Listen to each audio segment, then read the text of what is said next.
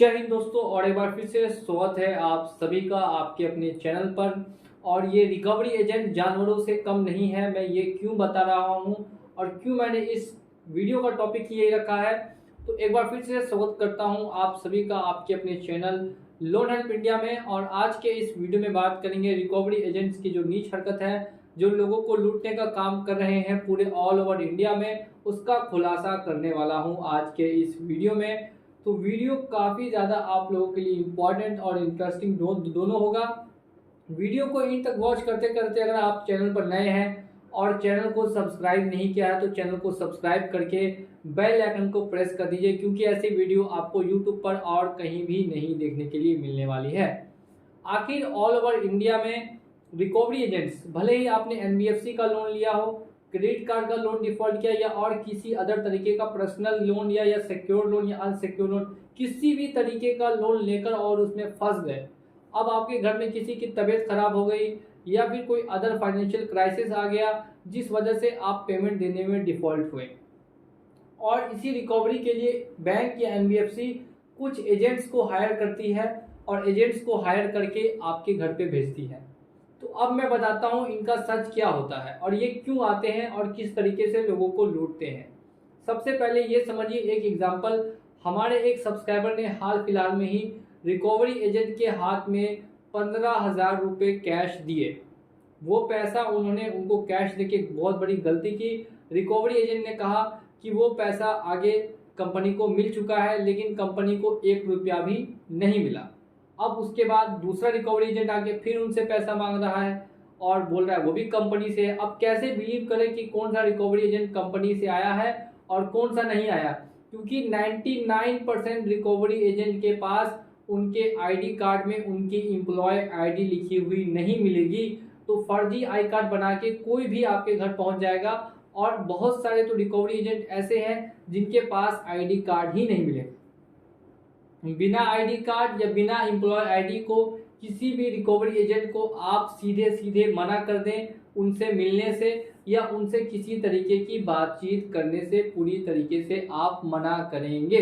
दूसरी बात, कुछ रिकवरी एजेंट्स ऐसे होते हैं जो लोगों को भड़काने के लिए या उनको डराने के लिए क्या करते हैं, उनके आस पड़ोस में घूमने लगते हैं और आस पड़ोस में घूम के चिल्लाने लगते हैं।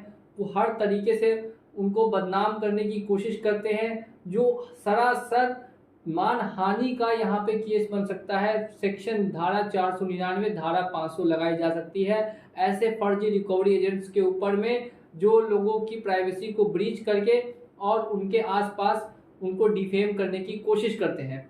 ऐसे रिकवरी एजेंट्स को आप बांध के रख लीजिए, लेकिन 1 रुपया भी मत दीजिए।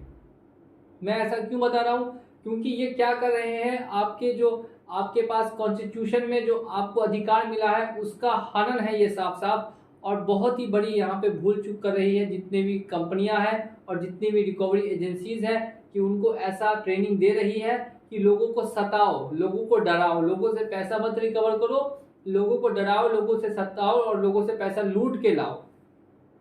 हर व्यक्ति चाहता है लोन का पेमेंट समय से करना, और वो अगर चूक रहा है तो इसके पीछे जरूर उसकी कुछ ना कुछ मजबूरी होगी और कुछ ना कुछ दिक्कत होगी ही होगी, तभी वो पेमेंट करने से चूक रहा है।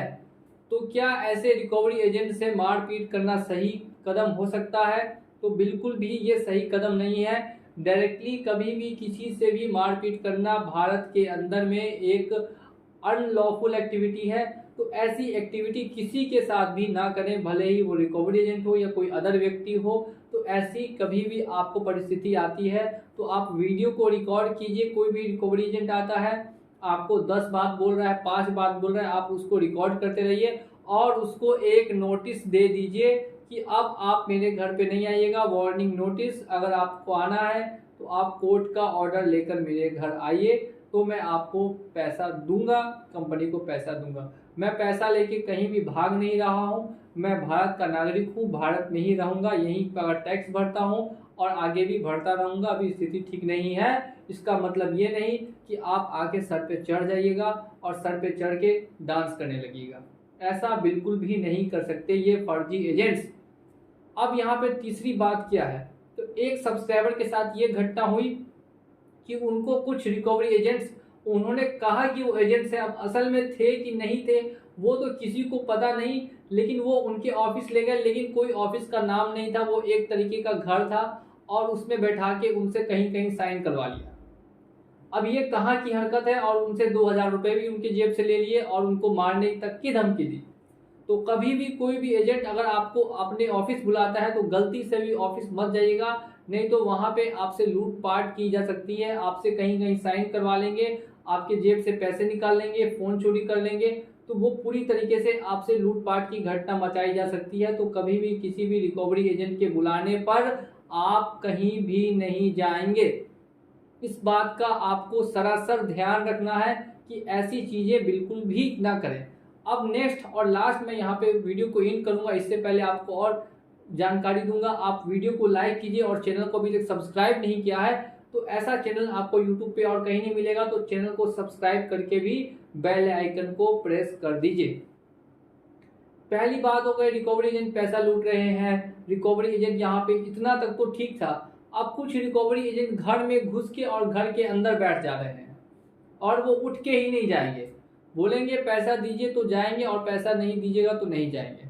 आपने उसका पैसा नहीं लिया, वो कमीशन बेसिस पे बस आप काम करने आए, वो भी एक तरीके का पूरी तरीके से, तो पहली बात फर्जी लोग ही होते हैं, इलीगल ही लोग होते हैं, गुंडे टाइप के लोग होते हैं जो ऐसे कामों को करते हैं, अंजाम देते हैं, वो भी गलत तरीके से, अनलॉफुल तरीके से ऐसे चीज़ों को अंजाम दिया जाता है और ये खुलेआम चल रहा है। ये बहुत ही गलत बात है, इसको पे तुरंत से तुरंत रोक लगनी चाहिए। जितनी भी रिकवरी वाले हैं उनके एक आईडी प्रूफ वो गलत करते हैं, उस आईडी प्रूफ का लाइसेंस कैंसल, एक भी उनके खिलाफ कंप्लेन आती है जिसका कि सबूत होता है तो उनके खिलाफ कार्रवाई। ये मांग मेरी है सभी रिकवरी एजेंसी से और सरकार से भी और आरबीआई से भी कि ऐसी गाइडलाइंस बनाई जाए जिसमें कि सभी रिकवरी एजेंट्स को एक आईडी कार्ड दिया जाना चाहिए और साथ साथ में अगर उस एम्प्लॉय आईडी का व्यक्ति किसी के साथ गलत व्यवहार करता है या उसको बदतमीजी से बात करता है, गलत बात बोलता है, डिफेम करता है, उसका तुरंत ही रिकवरी एजेंसी वाले उस एजेंट का आईडी कैंसिल करके उसके ऊपर तुरंत कार्रवाई करेंगे कि ऐसी चीज़ें नहीं की जा सकती। और ये जब तक नहीं होगा तब तक मेरी वीडियोस आती रहेंगी। और अगर आप भी इस चीज़ को सपोर्ट करते हैं तो हमारे चैनल को सब्सक्राइब करके और हमें बिल्कुल ही सपोर्ट करते रहिए, हम इसको और आगे लेके जाएंगे और सभी रिकवरी एजेंट्स को कोशिश करेंगे कि जल्द से जल्द बैन कर दिया जाना चाहिए पूरे ऑल ओवर इंडिया में, क्योंकि इन्होंने पूरी तरीके से तबाही मचा के रखी है और ये बिल्कुल ही असहनीय है और बिल्कुल ही ऐसा नहीं होना चाहिए। मैं काफ़ी निराश हूँ इस चीज़ से। मैं लोगों की खबर सुन सुन के मुझे तो खुद समझ में नहीं आता कि अब आगे क्या होगा इस भारत का, अगर ऐसा ही चलता रहा तो एक सक्षम और सुसक्षम भारत के लिए मैं यही चाहूँगा कि आई रिकवरी एजेंट्स को या तो ट्रेनिंग दी जाए और समझाया जाए, जैसा मैंने कहा है वैसा कोई लॉ लाया जाए, नहीं तो फिर ये सिर चढ़ के लोगों के सिर पे डांस कर ही रहे हैं और ऐसे ही नाच मचाते रहेंगे। तो एक बार फिर से आप लोग हमें सपोर्ट करते रहिए, हम लोग ऐसे वीडियोस आप लोगों के लिए लेकर आते रहेंगे। चलिए चलता हूँ मैं आज के इस वीडियो में और मिलूंगा आप लोगों से अगली वीडियो में बहुत ही जल्द।